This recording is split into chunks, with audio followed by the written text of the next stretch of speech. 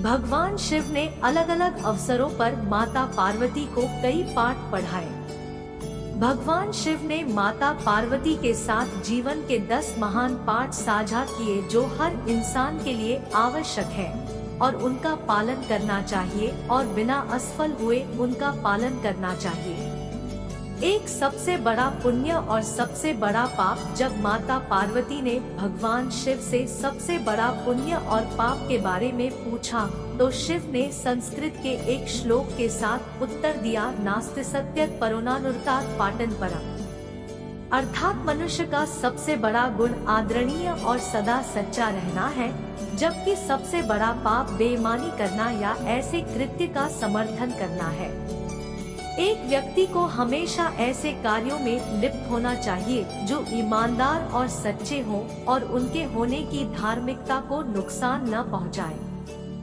2. अपने प्रलोभनों को मत सुनो।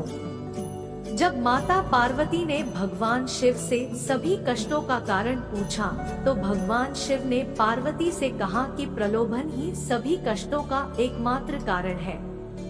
संसार में 3 प्रकार के प्रलोभन होते हैं।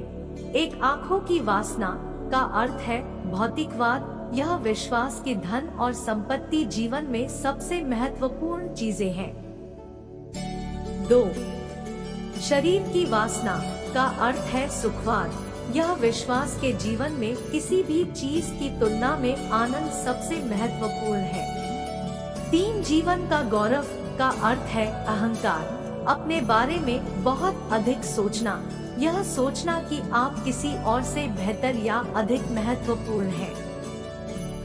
मनुष्य को एक के बाद एक चीजों के लिए दौड़ने के बजाय कर्म और शरीर के बंधन से मुक्ति पाने के लिए ध्यान और तपस्या का अभ्यास करना चाहिए। 3 शक्ति ही सफलता में बाधक है।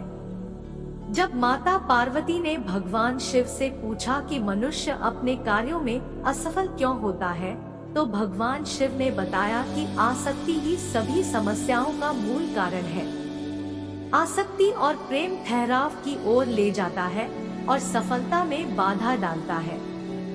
जब आप दुनिया के सभी मोह और प्रलोभनों से मुक्त हो जाते हैं, तो ऐसा कुछ भी नहीं है जो आपके जीवन में सफलता प्राप्त करने से रोक सके। अलग होने का एकमात्र तरीका है कि आप अपने मन को प्रशिक्षित करें और इसे इस मानव रूप की अस्थायीता को समझें। 4. अपने कार्यों को बुद्धिमानी से चुनें। शिव ने पार्वती से कहा कि लोगों को कभी भी किसी भी प्रकार की कार्रवाई में लिप्त या संबद्ध नहीं होना चाहिए जिसमें शब्दों, कार्यों और विचारों या मन के माध्यम से पाप शामिल हो। मनुष्य जो कुछ भी काटता है वह उसी का फल है जिसे उसने खुद बोया है। उसका भाग्य उसके कार्यों का परिणाम है। इसलिए एक व्यक्ति को इस बात का बहुत ध्यान रखना चाहिए कि वे अपने जीवन और कार्यों को कैसे चुनते हैं। 5. वांछित इच्छाएं मनुष्य को आत्मविनाशकारी बना सकती हैं। जब माता पार्वती ने भगवान शिव से पूछा कि मनुष्य को आत्मविनाशकारी क्या बनाता है, तो भगवान शिव सबसे महत्वपूर्ण शिक्षा देते हैं कि जीवन में कभी भी किसी भी चीज के प्रति आसक्त नहीं होना चाहिए।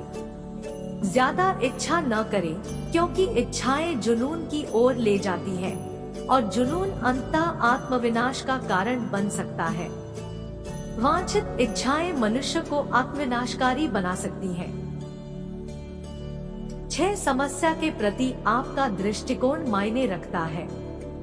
जब माता पार्वती ने भगवान शिव से पूछा कि जीवन में किसी भी समस्या का समाधान कैसे किया जा सकता है, तो भगवान शिव ने कहा कि समस्या से परे देखना चाहिए। समस्या कोई समस्या नहीं है, लेकिन समस्या के प्रति किसी के दृष्टिकोण से फर्क पड़ सकता है।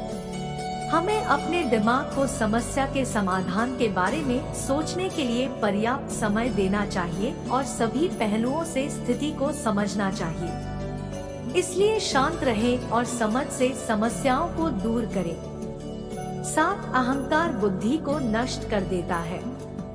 जब माता पार्वती ने भगवान शिव से पूछा कि वह क्या है जो मानव बुद्धि को नष्ट कर देता है, तो भगवान शिव ने बताया कि अहंकार मानस बुद्धि को नष्ट कर देता है। बहुत अधिक अहंकार आपको जिद्दी बनाता है, और जब आप जिद्दी होते हैं तो आप दूसरे लोगों की नहीं सुनते हैं या उनकी सलाह ले वे लोग जो आपसे बेहतर जानते हैं और शायद अधिक अनुभवी है। आपका अहंकार संभावित रूप से आपकी सफलता में बाधा बन सकता है, और यदि आप किसी भी प्रकार के मार्गदर्शन को अस्वीकार करते रहते हैं तो आप खो सकते हैं। भगवान शिव हमें अहंकार के बिना जीवन जीने का उपदेश देते हैं, क्योंकि अहंकार कहीं नहीं जाता है, लेकिन यह आपको स्वयं से दूर ले जाता है। 8 भौतिकवादी सुख अधिक समय तक नहीं रहता है। जब माता पार्वती ने भगवान शिव से पूछा कि वास्तविक सुख क्या है और किस प्रकार का सुख अधिक समय तक रहता है और क्या नहीं, तो भगवान शिव ने बताया कि खुशी से जीना इस बात पर निर्भर करता है कि हम अपने आंतरिक जीवन में कैसे हैं, हमारे विचार, भावनाएं, विश्वास और इच्छाएं। आध्यात्मिक आयाम होने का अर्थ है आंतरिक शांति की अनुभूति, मन की शांति और हृदय में शांति दोनों। उन्होंने कहा कि भौतिक सुख अल्पकालिक है। यदि आप भौतिकवादी नहीं हैं, तो आप जीवन में कुछ भी नहीं खो रहे हैं।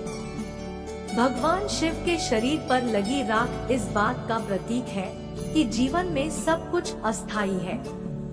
9 एकाग्र मन के लिए ध्यान का अभ्यास करें।